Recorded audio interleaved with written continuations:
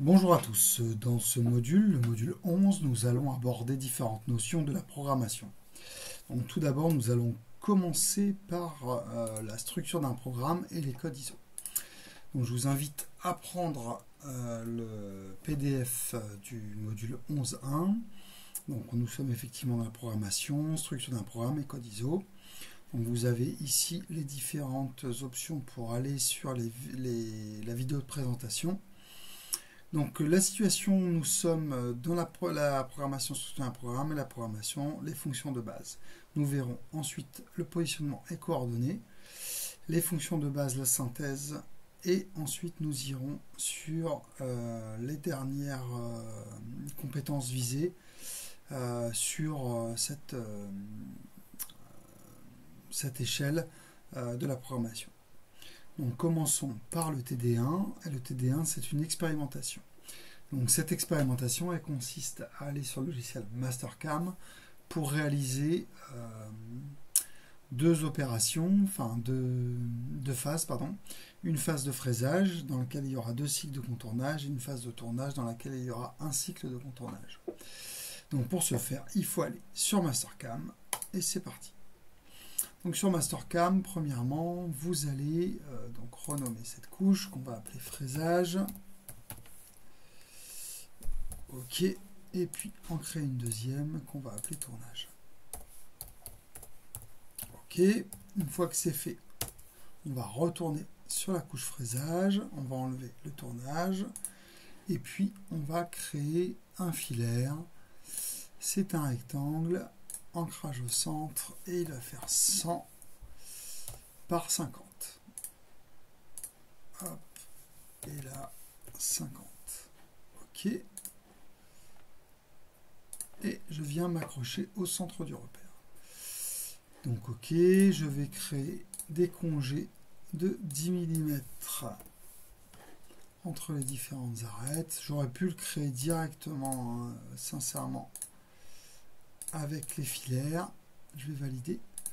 On aurait pu en fait passer par la forme rectangulaire. Bon, c'est pas bien grave.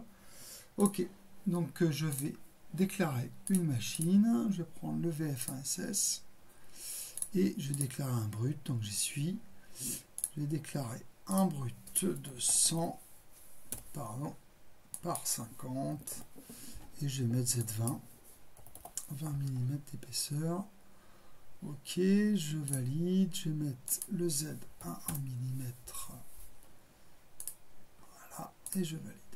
OK, si on veut voir le brut, on peut le voir. C'est pas du tout l'intérêt du module aujourd'hui. Donc on va créer une opération de contournage. Donc sur une chaîne complète. OK, je vais prendre le point d'ancrage ici, veillez à ce que la flèche soit bien orientée vers la droite, c'est-à-dire que je vais être à gauche du profil. Donc ça veut dire que là je suis en train de réaliser un tenon ou un îlot plutôt qu'une poche. Je valide. Au niveau de l'outil, je vais sélectionner un outil dans ma bibliothèque. Si vous n'avez pas de bibliothèque disponible, vous créez l'outil. Je prends une fraise de 16. De 16, je valide. Pour la cohérence, comme je suis en contournage, je vais plutôt prendre des conditions de coupe assez faibles. Les paramètres de coupe, on va laisser ça comme ça. Entrée-sortie 25%, pourquoi pas. Paramètres de transition, on va se mettre à 10. Ça n'a vraiment que très peu d'importance. C'est pour qu'on ait tous la même chose par rapport à ce que j'ai fait moi.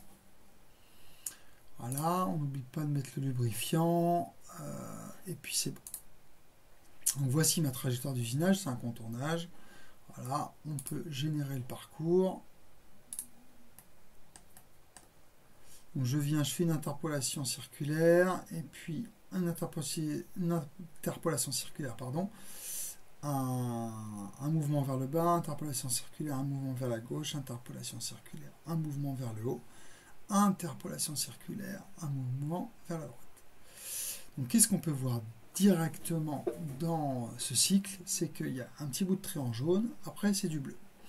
Donc ça déjà, ça nous dit quelque chose par rapport à la programmation et la forme du programme qu'on aura tout à l'heure. Donc ça, c'était la première étape. Ensuite, je vais faire un deuxième contournage. Je vais prendre le même profil. Je vais prendre le même point d'ancrage. Par contre, je vais inverser la chaîne, c'est-à-dire je vais être à gauche du profil, comme si je creusais une poche plutôt que réaliser un îlot ou un tenon. Et je valide. Je vais prendre, pour ce faire, une fraise de 6. Hop, si vous ne l'avez pas, vous la créez. Fraise de 6, voilà. Ok, pareil, pour des raisons de cohérence, comme on est en contournage, je vais plutôt aller pas trop vite. Paramètre de coupe, je ne change rien. Entrée-sortie, je ne change rien. Paramètre de transition, c'est la même chose que l'étape d'avant. Lubrifiant, et c'est bon. Et voici mon cycle. C'est pareil, je peux le simuler. Voilà, c'est à peu près la même chose que tout à l'heure, sauf que le sens de déplacement sur les zones arrondies n'est pas le même. D'ailleurs, sur les zones droites non plus. Donc, ce qu'il faut commencer à comprendre, c'est que en fait, je vais faire un déplacement en jaune. C'est celui-là, ce petit déplacement-là, qui va être une interpolation linéaire. Ensuite, je vais faire deux petits arcs de cercle et mes différents mouvements. Donc, ce qui va être en jaune, en fait, ça va être un caractère ISO bien spécifique.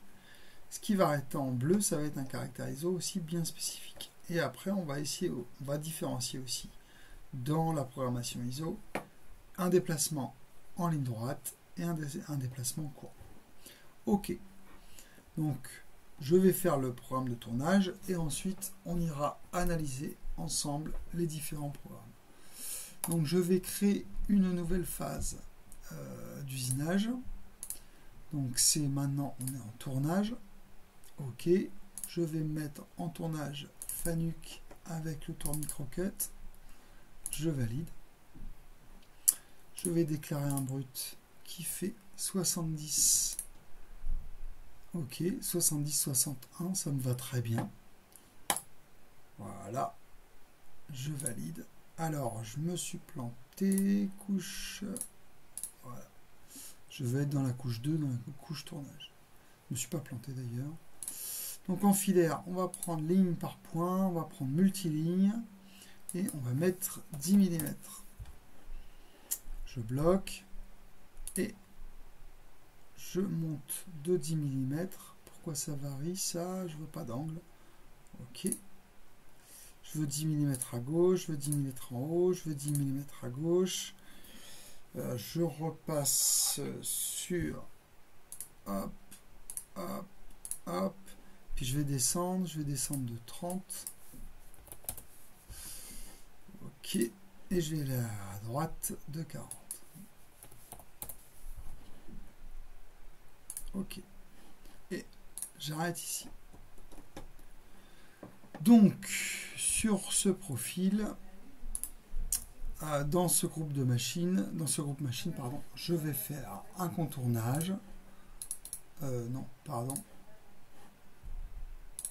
Finition, contournage, chaîne partielle, de là.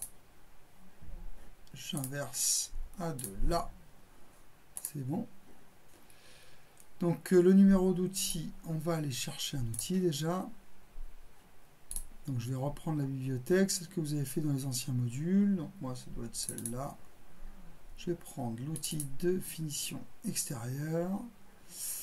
En VCC à 250, vitesse de broche maxi 10 000. Ça c'est un petit peu violent quand même. On va se mettre à 2005. Où est-ce qu'elle est coulante? Voilà.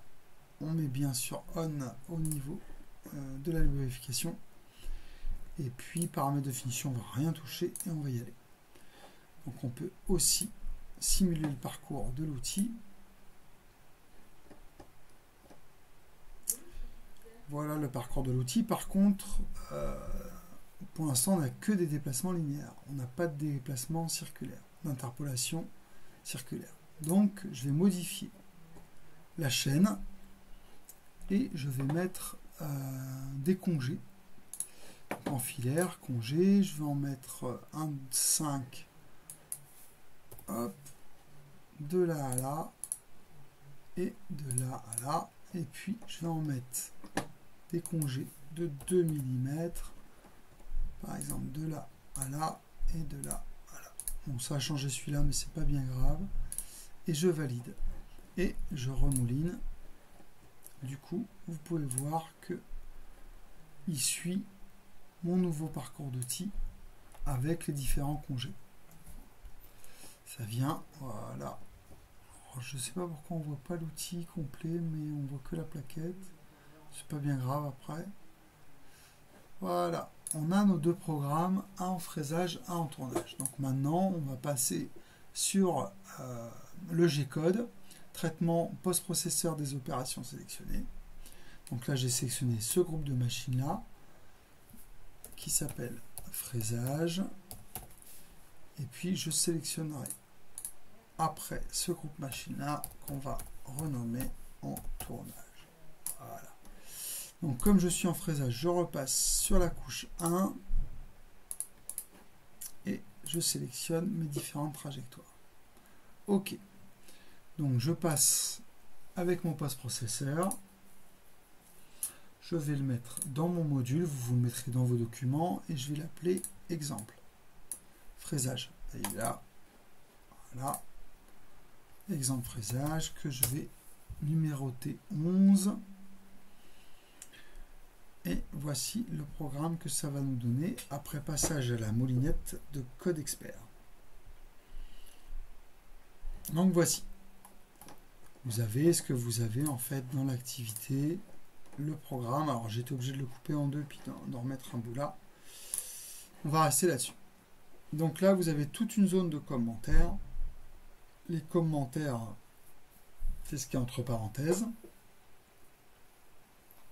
Ensuite, vous avez différents blocs de programmation, de N10 à N500.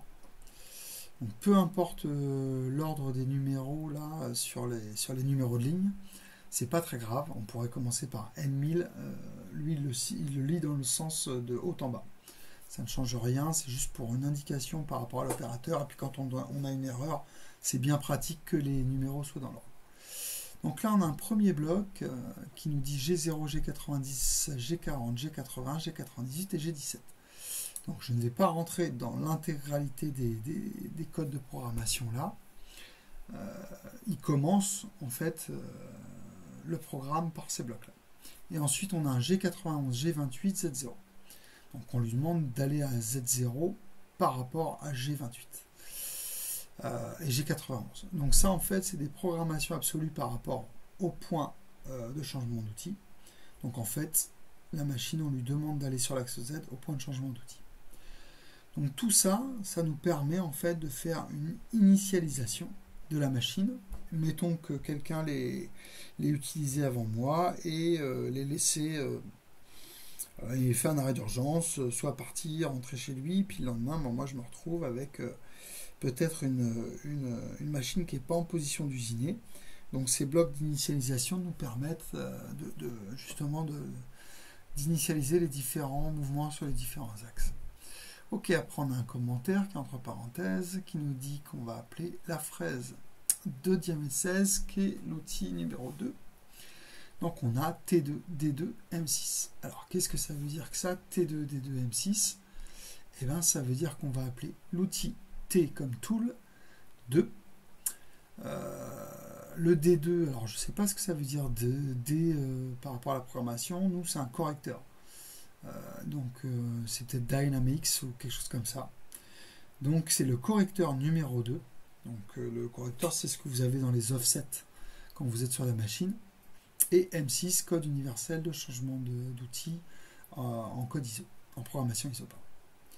Ensuite, on a la N40 qui nous emmène en G0, G90, G54, AX4, Y41, S12000, M3. Donc, on a un G0. Le G0, c'est ce qui correspondait tout à l'heure à mon petit déplacement en jaune. Donc ça veut dire que je vais aller avec toute ma vitesse maximale à ce point-là. Ce point-là, sa coordonnée, c'est celle-ci. C'est X-4, Y41. Donc on va regarder le repère, Alt 1. Donc là on a 0, 0. Effectivement, je suis à X négatif, donc moins 4, pourquoi pas, et à 51 par rapport au centre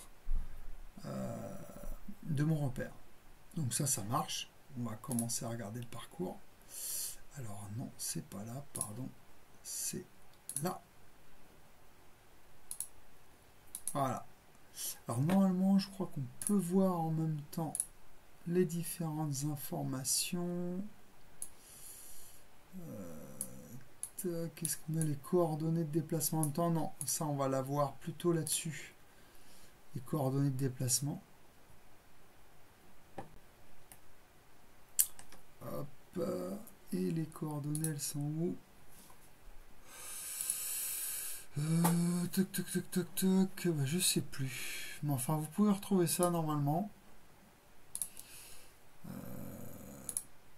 Hop. Alors, comme je suis en rapide, ça va très, très, très vite.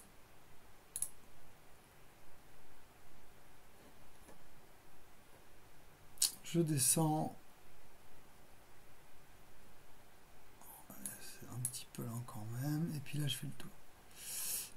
Est-ce qu'on peut voir en même temps?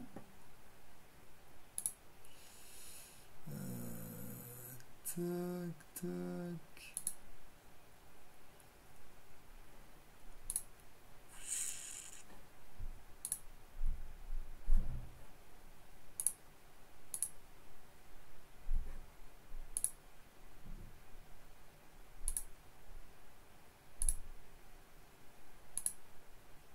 Bon, je ne le retrouve pas, mais d'ici là, je l'aurai, je vous l'indiquerai.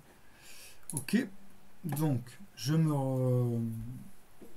répète, on va en G0 à ce point-là, ensuite on descend en G1, on fait tout le tour, on revient là et on dégage en G0. Et effectivement, je viens au point d'approche en G0, je prends mon correcteur avec un G43, mais ça je ne vais pas l'expliquer pour l'instant, et le G41 non plus. Ce qu'on va voir en fait aujourd'hui, c'est T2, D2, M6, ça paraît vraiment important, le code de changement d'outil avec l'outil et son correcteur. Le G0, le déplacement linéaire l'interpolation linéaire en vitesse rapide. Donc rapide, ça veut dire au max des capacités de la machine. Et un G1, une interpolation linéaire en vitesse travail. Donc la vitesse travail, elle est là. Elle est surtout là en fait. Parce que là, on est en Z05, on est encore au-dessus de la pièce. Ensuite, on a G3, G2, G2, G2, G1. Donc G3, ça c'est sur l'entrée, je ne vais pas en parler pour l'instant, je vais vraiment parler du détail des G1, G2, G1, G2, G2. Donc on va regarder en même temps. Tac. G3, G2, G1, G2, G1, G2, G1, G2, G1, G3, non, G2, pardon, et je m'en vais. Je retourne en G0 à mon point de changement d'outil. Donc, là, j'ai différents codes, et ces codes, il va falloir qu'on comprenne ce que c'est. Donc, pour comprendre, en fait, c'est des codes de déplacement. C'est des fonctions modales, donc elles ne sont remplacées que par une autre fonction G. Donc tant que le G1, il n'est pas enlevé, enfin il n'y a pas un nouveau G1 qui apparaît, on n'aurait limite pas besoin de le répéter. Là après, au niveau de Mastercam, on a de la ressource qui est quasiment inépuisable, donc on peut mettre des lignes de code et des codes, il n'y a pas de problème. Donc G0, j'arrive en interpolation linéaire, vitesse rapide. G1, je passe en interpolation linéaire, vitesse travail. Et puis, quand je vais rencontrer une courbe, je vais faire du G3 ou du G2. Donc là, en l'occurrence, c'est quasiment que du G2. Donc c'est une interpolation linéaire en vitesse travail. Circulaire, pardon. Interpolation circulaire en vitesse travail. Et là, c'est sens horaire. Donc, c'est dans le sens des aiguilles d'une montre pour le G2. Je vous remontre. Hop. Donc là, G3 anti-horaire, G1 ligne droite, G2 sens horaire, G1 ligne droite, G2 sens horaire, etc., etc., etc. Voilà ce qu'il y a à retenir. Donc là, on tourne dans le sens horaire, là on va en ligne droite. Et ensuite, on dégage, et quand on dégage vraiment au point de changement d'outil, en G28, on a un G0. Ensuite, on a la même chose à l'intérieur. Donc là, ça va être à peu près la même chose. Ça veut dire avec du G0, du G1, du G2 et du G3. Vous allez voir les différentes étapes. Donc là, je suis en G2. Je me déplace en ligne droite. Je suis en G3, sens anti-horaire. G2, G3, sens anti-horaire. Ligne droite, G1. J'ai dit une connerie juste avant. Pardon, là, c'était pas G2, hein, c'est G1. Donc, G3, je rentre. G1, ligne droite. G3, déplacement, interpolation circulaire, sens anti-horaire ou sens trigonométrique.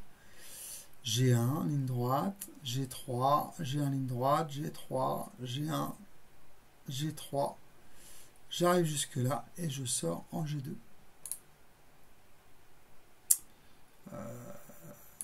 Je le refais une petite fois pour que vous voyez bien.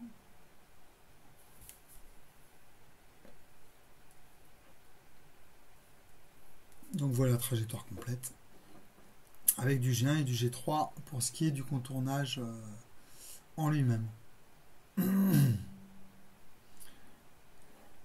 Voilà ma trajectoire d'usinage et voilà le bout de programme correspondant avec la fraise de 6.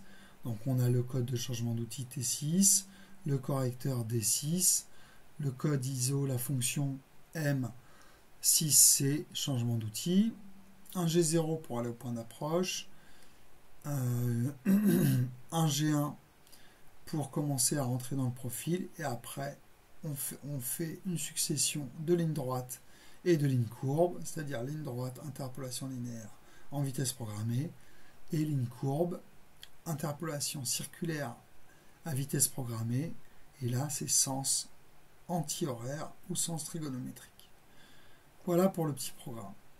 Donc, on a différents éléments sur ce programme, et il va falloir maintenant, après avoir fait tout ça, donc vous n'oubliez pas d'enregistrer votre production. Donc moi, je vais le remettre dans le module 11. Ah, exemple. Voilà. Et ensuite, vous avez sur le module 11, au niveau du papier, un organigramme. Cet organigramme, il nous permet de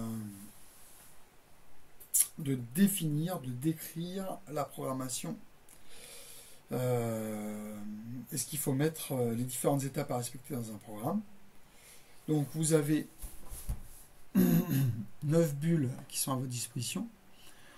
Donc vous avez autre opération, vous avez initialisation, vous avez dégagement de l'outil rapide, nom ou numéro du programme, condition de coupe, approche de l'outil, appel de l'outil, réalisation de l'opération d'usinage. Donc en fonction de ce qu'on vient de voir là sur Mastercam, c'est à vous de rentrer dans les différentes cases de l'organigramme. Je vais vous donner la première, c'est nom ou numéro du programme. Donc là on va marquer numéro.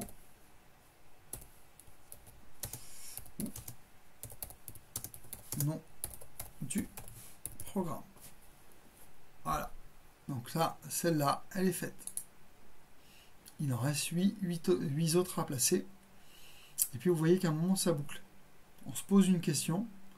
Si la réponse est oui, on revient à cette étape-là. Si la réponse est non, on arrive à cette étape-là. Je vous laisserai réfléchir. De toute façon, je corrigerai avec vous cette étape-là. Donc voilà pour la programmation, les codes ISO de base et puis la structure d'un programme. À vous de jouer si vous n'avez pas fait le travail en même temps que moi. Voilà, on se retrouve très vite.